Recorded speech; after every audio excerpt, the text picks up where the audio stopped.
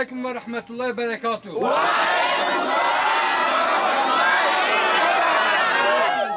Avrupa Yetim Eli olarak şu anda Uganda'da özürlü kardeşlerimiz için inşallah tekerlekli sandalye projemizi gerçekleştiriyoruz.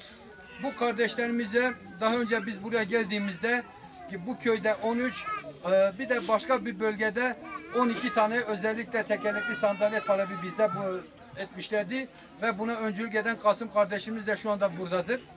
Bu hayra destek olan sponsorlarımıza teşekkür ediyoruz. Allah kendilerinden razı olsun inşallah.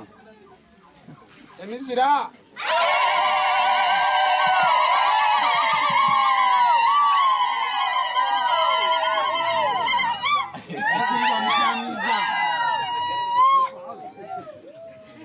Okay, good, good.